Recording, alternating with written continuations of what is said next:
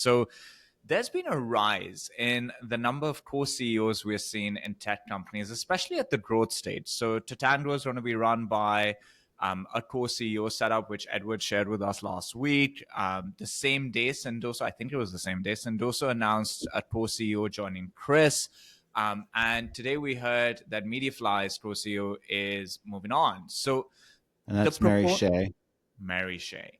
And so the proponents of this model say it's helpful to share the responsibility between two folks. It's a big role, it's a lot of responsibility. Share it. It creates stability if you want to bring in a new leader, and continuity in the case that somebody gets hit by a truck or takes another job.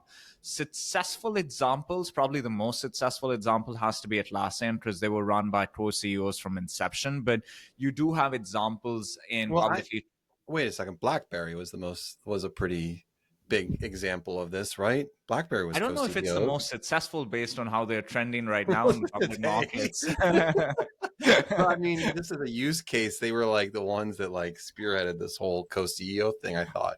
Yeah, I don't and I know. think they turned the community off from the idea. But More well. then, but there've been other examples like Netflix, SAP, Salesforce. They've all had co-CEO setups. Salesforce and SAP don't have them anymore.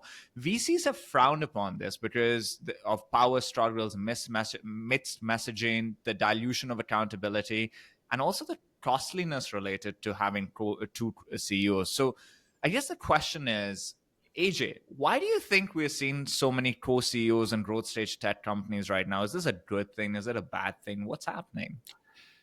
I do not think it's a good thing at all. I think it's not just a dilution on accountability. It's a challenge on like confusion within the organization. I've known a few companies that have gone co-CEOs. There's actually, I'll say Brian Stevenson in Philadelphia was a co-CEO of Reprise. He left, and we had a lot of conversations just around the division of labor. I asked him like, how does this really work? And he's like, you just have to continue to communicate. We've been at talks where we've heard co-CEOs talk about how they work, and I think it just feels like marketing window dressing, and it breaks down after time. And I think ultimately there's probably a situation, there's probably co-CEOs where you're looking at it. I don't know if this Atlassian is like this, but there's someone in the organization that you know is the true CEO.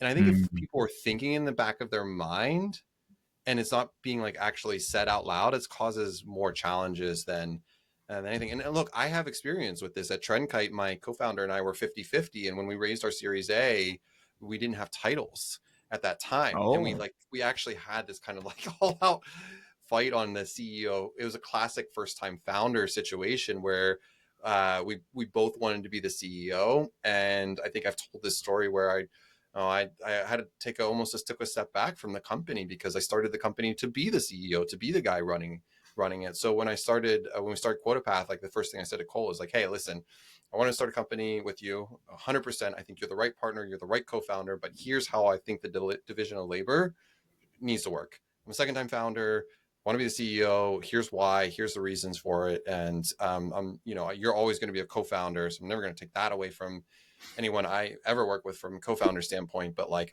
I want, this is for me and this is my ego talking about it. But I know in the future, I might not be a CEO. So I don't think it works. But I am intrigued because you're right. We are going to see a lot more of this.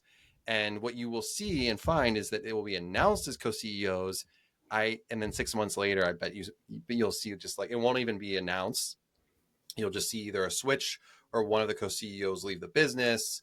It won't be made a big to do because honestly, I don't want to say embarrassing. That's probably too strong of a word to say. It's just not something that companies want to talk about. It feels like a failure.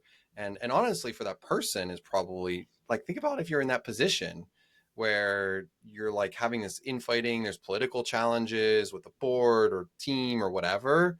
And then you know what? I'm out. I'm done. Interesting. That's my take.